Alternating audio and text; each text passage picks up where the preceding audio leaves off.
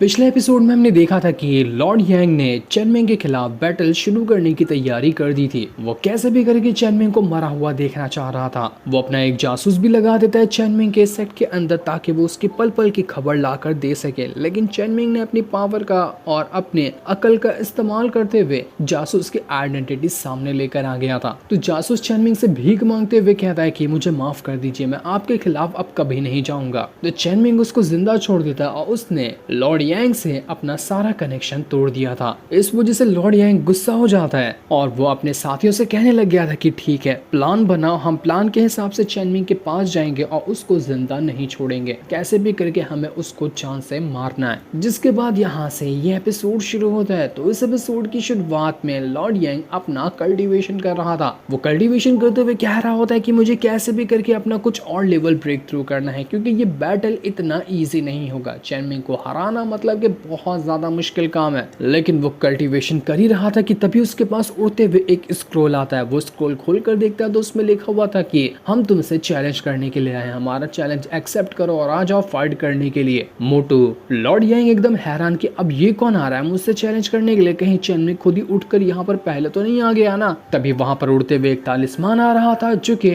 Lord यांग के ऊपर attack करने वाला था, लेकिन वो अपने डीमन स्कल की मदद से उस तालिस्मान को ही खा जाता है। तालिस्मान का वहां पर खेल ही खत्म हो गया था। लॉर्ड यांग खुश कि अभी जो भी आया था उसका अटैक तो मैंने एक ही सेकंड के अंदर खत्म कर दिया, बड़ा कमाल का था। मैंने सोचा था कि इतनी आसानी से ये वाला अटैक खत्म हो जाएगा, लेकिन ये उसकी गलतफहमी थी। तालिस्मान को खाने के बाद उसका डीमन स्कल ही वहां पर फट जाता है। एकदम चीथड़े उड़ गए थे उसके डीमन स्कल के, जो चीज देखकर लॉर्ड यांग भड़क चुका था। तो वो वहां पर अपना एक और डीमन स्कल बनाता है और उनसे कहता है कि तुम लोगों को नहीं छोड़ूंगा, जो भी हो हिम्मत है तो सामने आओ। छुप छुप कर अटैक करने वालों को कायर कहा जाता है। तो ये सुनकर शियामी और कांगयू जो थे वो दोनों सामने आ जाते हैं, क्योंकि ये वही दोनों थे जो लॉर्ड यांग की खड़िया खड़ी करने के लिए आए हुए थे। लॉर्ड यांग कहता है, ओ सुंदरियां, तुम लोग हो कौन से सेक्ट से और आखिर तुम्हारी हिम्मत कैसे भी हमारे सेक्ट के ऊपर हमला करने की। तो वो दोनों यहाँ पर कहते कि हम जुनलोंग सेक्ट से आए हुए हैं, जिसके खिलाफ तो साजिश रच रहा है कि तू वो सेक्ट पर बात कर सके, तो हम यहाँ पर तुझे सजा देने के लिए पहुंचे हैं,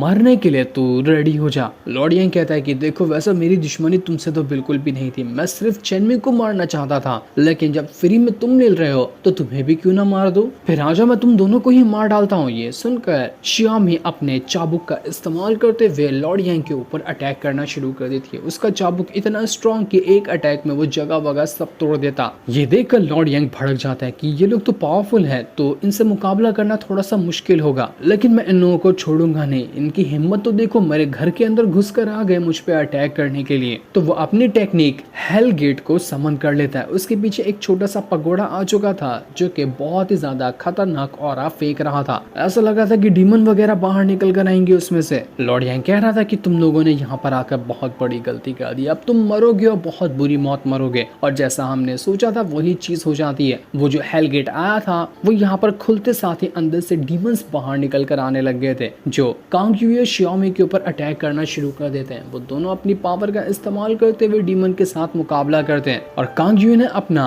चेन तालिस्मान बनाते हुए एक ही बार के अंदर उस डीमन गेट जो था उसका दरवाजा ही लॉक कर दिया था। वो चेन से बांध देती है दरवाजे को कि मोटू, तेरा तो दरवाजा बंद हो गया, अब तेरे को भी बंद करने की बारी आ चुकी है। लॉर्ड यांग की फटकर हाथ में आ गई थी, तो वो उनसे माफी मांगते हुए कहता है कि देखो मेरी बहनें, मुझे छोड़ दो, तुम्हारा छोटा सा मोटू सा भाई हूं ना मैं, तो मेरी जान मत लो। लेकिन वो दोनों तो यहाँ पर किसी और चीज का गुस्सा उतारने के लिए आए थे, क्योंकि इस तियांजी पवेलियन की वजह से ही चेनमिंग ने मैंग यूवी के साथ इतना टाइम गुजारा, उसको अच्छे अच्छे लेसन सिखाए। अगर ये लोग बीच में नहीं आए होते हैं तो चेनमिंग और मैंग यूवी इतने ज्यादा क्लोज भी नहीं आते। यही का बदला लेने के लिए वो यहाँ पर आए हुए थे ताकि हम तियांजी पवेलियन वालों को ही खत्म कर दें। शियामी तो और ज्यादा भड़की हुई थी। वो लॉर्ड यांग से कहती कि अगर चेनमिंग ने मुझ पे से नजर हटाई और मुझे इग्नोर करना शुरू किया ना, तो इसका जिम्मेदार तू होगा, तू ही चेनमिंग और मैंग यूवी आपस में मिलवाया है। मोटे मैं तेरे को कच्चा खा जाऊंगी, बस एक बार चेनमिंग मुझसे दूर हुआ तो अपनी उल्टी गिनती गिनना शुरू कर दे। जिसके बाद वो जो लॉर्ड यांग था वो अपने सारे के सारे सिपाहियों को जमा कर लेता है। सभी सिपाहियों को लग रहा था कि हम यहाँ से जाएंगे और जुनलोंग सेट के ऊपर हमला करते हुए उसको खत्म कर देंगे। उन लोगों ने हमें चैलेंज किया, हम उसको जिंदा नहीं छोड़ेंगे। तो यहाँ पर लॉर्ड यांग कहता है कि हाँ बिल्कुल, हम जाएंगे ना जुनलोंग सेट के अंदर, वहां पर जाने के बाद फाइट भी करेंगे, तो फटाफट से जाओ और हमारे ट्रेजर हाउस के अंदर से जितने भी ट्रेजर है ना सबको बाहर निकाल लो, हम उसको उसको लेकर जाएंगे। सारे सिपाही हैरान की, अरे लॉर्ड यांग आपका दिमाग ठिकाने पे है ना, हम फाइट करने के लिए जा रहे हैं, कोई डील करने नहीं जा रहे जो हम सारे ट्रेजर को लेकर जाएं। ट्रेजर ले जाने का क्या मतलब हुआ? लेकिन हमें पता था कि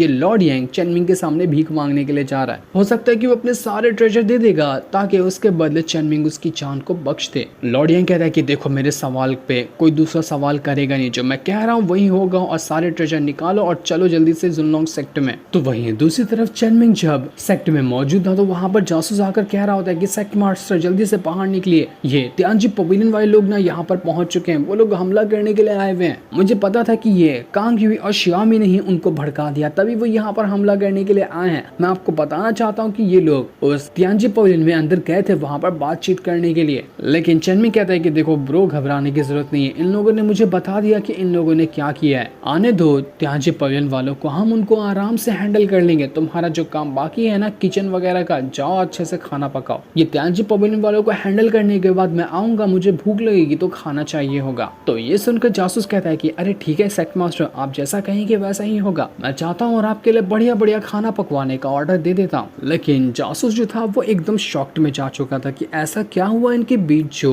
ये तियानजी पवेलियन इतना जल्दी सेक्ट में आ रहा है, यहाँ पर जरूर बदला लेने के लिए आया हुआ होगा। तो मुझे लगता है ना कि हमें बहुत ही ज्यादा कमाल की एक फाइट देखने को मिलने वाली है, बहुत मजा आएगा ये फाइट देख के। मैं भी इस फाइट में साथ दूंगा हमारे जुनलोंग सेक्ट का, एकदम खून खराबा होगा, खून की नदियां बहेगी यहाँ पर। तो वहीं लॉर्ड यांग जो था वो बड़ा ही टेंशन में होता है कि भाई साहब मैं कैसे चेनमिंग का मुकाबला करूंगा, मेरी फटका तो हाथ में आई हुई है, न जाने उसका लेवल क्या होगा। जब उसकी जो दो लड़कियां आई थी वो ही इतनी ज्यादा पावरफुल थी तो उनका मास्टर तो बड़ा ही बवाल किस्म का बंदा होगा। वो डरते डरते जुनलोंग सेक्ट में आ रहा था। तो वहीं कियान जो होती है वो चेनमिंग से कहती है कि चेनमिंग जरा बताओगे कि तुम्हारा प्लान क्या है, कैसे तुम इस लॉर्ड यांग से मुकाबला करोगे। तो चेनमिंग कहता है कि प्लान क्या बनाना, मेरा तो सेम ही प्लान होता है, किसी के ऊपर दया नहीं दिखाने का और सीधा काट कर खत्म कर देने का। सबसे पहले मैं उसके ऊपर अटैक करूंगा, अटैक से वो डॉज हो गया तो तीर का इस्तेमाल करूंगा, तीर से अगर वो बच गया तो उसको जिंदा ही तालिस्मान की मदद से वहीं पर जलाकर राख कर दूंगा। सवाल ही पैदा नहीं होता कि मैं उसको यहाँ पर जिंदा छोड़ दूं, वो मेरे जुनलोंग सेक्ट के अंदर कदम रखेगा ना तो बाहर वो मर कर ही जाएगा। तो टेंशन लेने की जरूरत नहीं है, वो मेरा कुछ नहीं बिगाड़ सकता, बस यहाँ पर खड़े खड़े तमाशा देखो। इसके बाद देखते ही देखते वो जो लॉर्ड यांग था वो चेनमिंग के महल के अंदर पहुंच जाता है। चेनमिंग ने अपना तालिस्मान रेडी कर लिया था, वो सामने नहीं दिखाता लेकिन पीछे से अपना तालिस्मान रखा होता है ताकि अगर ये लॉर्ड यांग एक भी अटैक करने की कोशिश करता है तो सीधा ही वो वहां पर तालिस्मान से मारेगा उस लॉर्ड यांग को। ये दोनों तो धीरे धीरे करते हुए एक दूसरे के करीब आ रहे थे, लेकिन कांग युई और शियामी को पता था कि लॉर्ड यांग यहाँ पर क्या करने वाला है, वो यहाँ पर क्या करेगा और जो भी वो करेगा उसके बारे में कल ही उन दोनों ने इस लॉर्ड यांग को बता दिया था। उनके कहे के अनुसार ही वो यहाँ पर काम करने वाला है। जासूस कह रहा था कि लगता है बैटल स्टार्ट होने वाला है, अरे मेरी स्वॉर्ड किधर गई, मेरी स्वॉर्ड कहाँ गायब हो गई। स्वॉर्ड लेकर रेडी हो जाता हूँ ताकि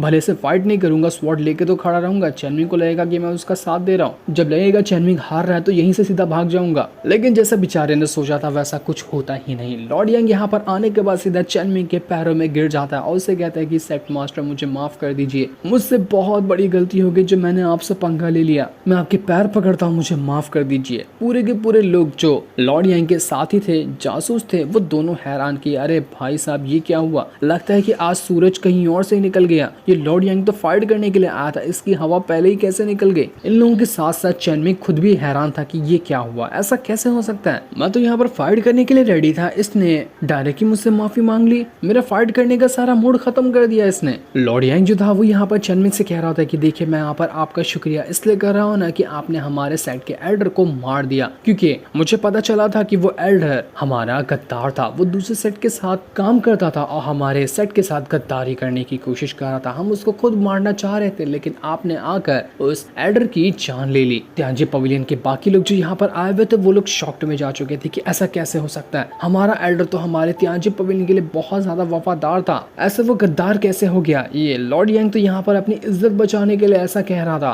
क्योंकि वो सामने तो नहीं कह सकता कि मैं चेनमिंग से डर गया हूँ तो मुझे यहाँ पर चेनमिंग माफ कर दो। वो यहाँ पर बहाना बनाते हुए कह रहा था कि उसका काम भी हो जाए, वो चेनमिंग से माफी भी मांग ले और जिंदा भी बच जाए और उसकी इज्जत भी बच जाए। जिस प्लान में वो ऐसा लग रहा था कि कामयाब भी हो रहा है कि चेनमिंग से कहती कि चेनमिंग लगता है ना कि पिछले जन्म में कुछ अच्छे काम किए होंगे तुमने, तभी तुम्हें यहाँ पर सारी चीजें बैठे बिठाए ही मिल जाती है और तुम्हारा काम भी हो जाता है। शियामी उस लॉर्ड यांग से कहती कि खाली यहाँ पर तुम माफी मांगोगे, चेनमिंग ने तुम्हारे गद्दार को मारा है तो उसके लिए कुछ रिवॉर्ड भी तो मिलना चाहिए ना, ऐसे खाली खाली हाथ यहाँ पर माफी मांग के चले जाओगे, ऐसा थोड़ी ना चलता है। चेन मिंग कहता है कि देखो इन लोगों को ऐसे छोड़ दो, ये लोग बहुत दूर से आए हैं बस मुझसे माफी मांगने के लिए, तो ट्रेजर लेकर क्या ही फायदा होगा, मैं इन लोगों को माफ कर देता हूँ, ये लोग यहाँ से जा सकते हैं बिना कुछ ट्रेजर दिए हुए। लेकिन श्यामी और कांग्यू कह रहे होते हैं कि नहीं, ऐसे तो हम इसको यहाँ से जाने नहीं देंगे, ये तियांजी पवेलियन काफी अमीर सेक्ट है तो इनका ट्रेजर तो हमें चाहिए होगा। तो लॉर्ड यांग कहता है कि हाँ बिल्कुल, मैं लेकर आया हूँ ना ट्रेजर बहुत सारा आपके लिए, अरे इतनी बड़ी लिस्ट लाया हूँ कि अब गिनते गिनते ही बूढ़े हो जाओगे, मैं बहुत सारे ट्रेजर लेकर आया हूँ। तब वो जो लॉर्ड यांग का साथी था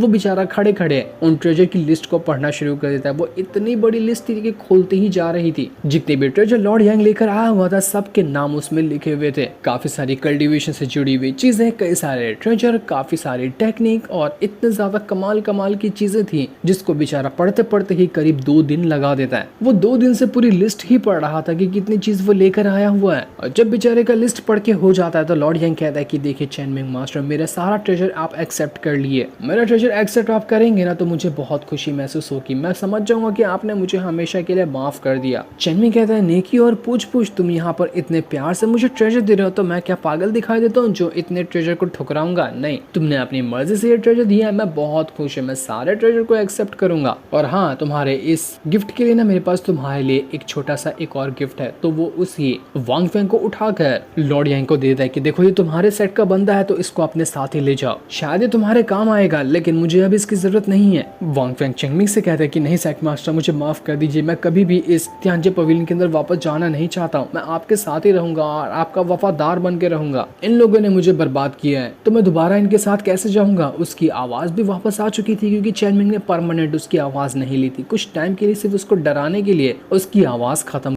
तो चेन मिंग कहता है वांग फेंग से कि वैसे तो तू मेरे खिलाफ साजिश रचने के लिए आया हुआ था तो इसके लिए मुझे कुछ और भी चाहिए होगा, मैं तुझे अपने सेक्ट में लेने के लिए रेडी हूँ। लेकिन वो लॉर्ड यांग से कहता है कि लॉर्ड यांग, ये जो तेरा जासूस है ना ये मेरे सेक्ट में रहेगा, लेकिन इसके बदले मैंने सुना है कि तेरे पास बहुत बड़ी बड़ी जमीनें हैं, तो एक काम कर अपनी जमीन का 50% मेरे नाम कर दे, तो उसके बाद से ये जासूस मेरे सेक्ट में रह सकता है। लॉर्ड यांग कहता है कि 50 क्या, मैं 70% आपको देने के लिए रेडी हूँ, आप जो मांगेंगे मैं वो दे दूंगा, मैं तो आपके साथ ही काम करना चाहता हूँ, अब बहुत ज्यादा पावरफुल है, आप मुझे प्लीज अपने सेक्ट का ही एक मेंबर बना लीजिए, तो मैं अपना पूरा तियांजी पवेलियन ही आपके कदमों में रखने के लिए रेडी हूँ, मैं आपकी हर चीज में मदद करूंगा, मैं बहुत पावरफुल हूँ, मैं आपके काम आऊंगा। तियांजी पवेलियन के बाकी लोग कहते कि लग गए भाई लग गए, ये लॉर्ड यांग हमारा पक्का भांग पीकर आया हुआ था, ये क्या हुआ इसको, ये ऐसा पागल हो गया है क्या, इसने पूरा तियांजी पवेलियन उठाकर दे दिया इस चेन मिंग को। चेन मिंग ने तो बस यहाँ पर वांग फेंग को पहले ही कह दिया था कि उसको ऐसा नाटक करना है, जिसकी वजह से लॉर्ड यांग अपनी और भी ज्यादा चीजें देने के लिए रेडी हो जाएगा और चेन मिंग का यहाँ पर प्लान कामयाब भी रहा। लॉर्ड यांग ने पूरा का पूरा तियांजी पवेलियन ही उठाकर दे दिया चेन मिंग को, जिस वजह से चेन मिंग बहुत ज्यादा खुश हो जाता है। जो सीन दिखाते ही ये एपिसोड यहीं पर एंड हो जाता है। Thanks for watching.